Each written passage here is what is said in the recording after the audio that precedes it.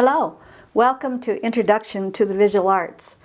What I'm going to do in this video is I want to tell you about how to take the course.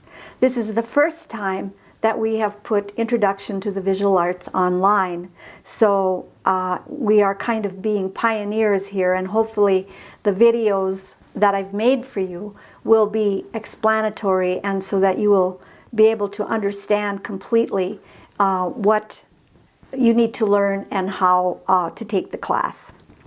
I made a list here of things that might work for you. The first thing that you should do is read the syllabus. Now, the syllabus is a general syllabus for all of my Introduction to the Visual Arts class. For the online class, that when it says that there is a participation grade, there is no participation grade in the same way that there is for a face-to-face class. But there will be a way for you to check off each project as you complete them on the homepage of Moodle. So you'll want to do that. I would recommend that you watch all of the videos before you do the art project. I would recommend that you listen to the lectures about the artists first, and then before you do the work that references their work. You might have to practice a little bit about uploading your images to the Moodle page, because that is the way that I'm going to look at your work and I'm going to be able to grade your work.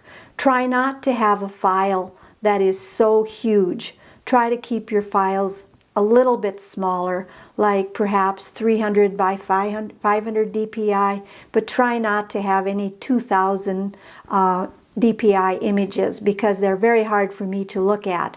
So try to keep your images smaller. Over every artist that we talk about, there will be a little quiz. The quizzes will not be difficult.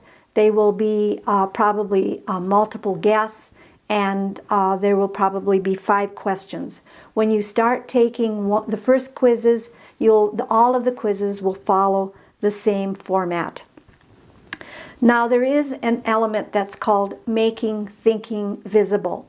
So this is really an important part of the class. What I mean by making thinking visible is you should be able to explain your process. You should be able to explain what you're trying to say in a work of art. And by doing that, you should be able to write about your work of art. In that making thinking visible, the class is about the elements of design, which are line, color, texture, shape, space, and form. And so you should be able to talk about these elements, about the artwork that you've made. And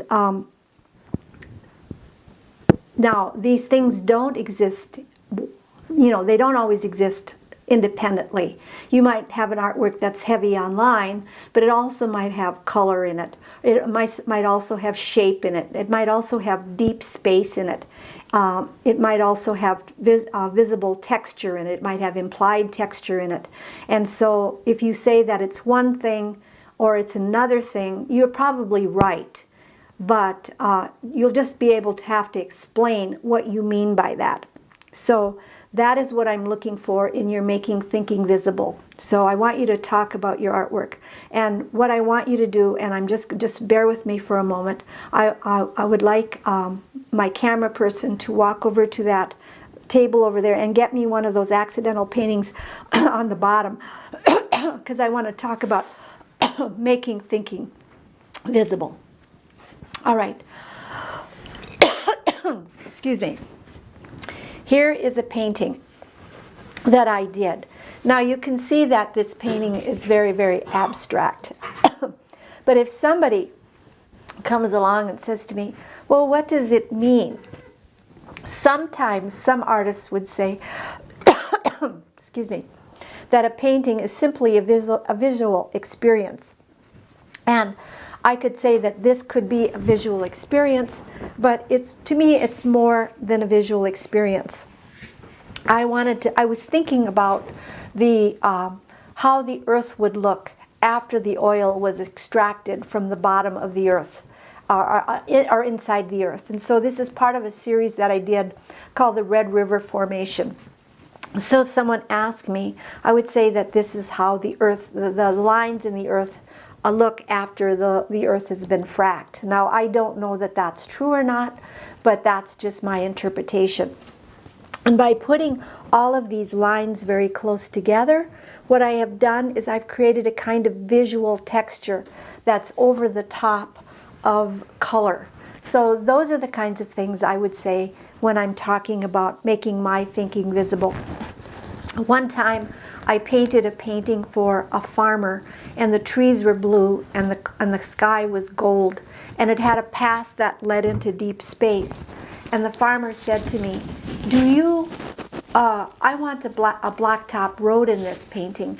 And I said, but do you understand what this painting is about? And he said, no. I said, well, the painting is about the blue trees and the gold sky. It's supposed to give you the feeling of pure joy.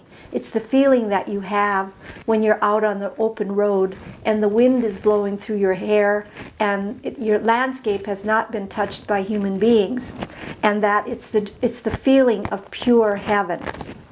And so immediately the farmer said, oh, I understand what you're saying.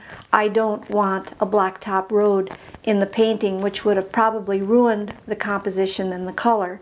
So it's really, really necessary to be able to talk about the backstory or what you are thinking about when you are creating a work of art. You always have to sell yourself. This is the world we live in. You're selling your ideas, you're selling your talents, and so you need to be able to think very quickly about your personal mark, what you're trying to say, and your personal creativity. So take the quizzes after you have read or listened to the video about the artists. Upload the writing in a separate place on Moodle. Upload your Making Thinking Visible. You'll want to print out a series of thumbnails, probably 2 by 3 inches, and of your artwork. And you want to start creating those right away to start your final test booklet. I would not wait till the end of the semester to create the final test booklet. There is a form for each of the art projects. The art form is for you to ask any kinds of questions or if you don't understand something.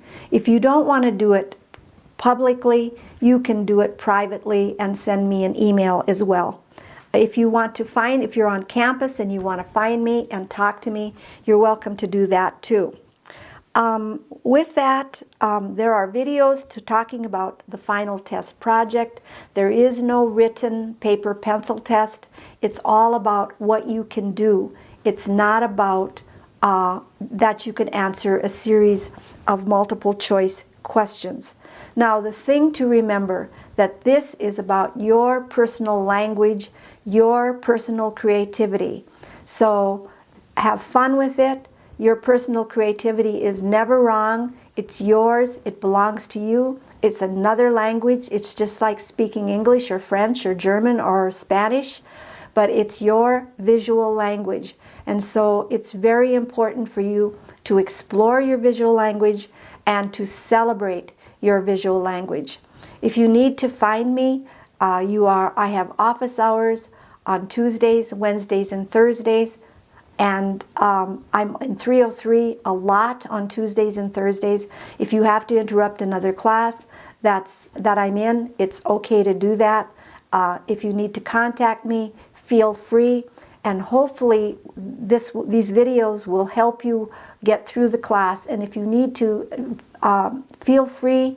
If you're not understanding something, feel free to send me an email. I can make little mini videos. I can make little personal videos for you. I can draw on top of your artwork. There's all sorts of ways to work with technology. So with that, good luck, and hopefully you'll love the class as much as I love teaching it. Thank you for your attention.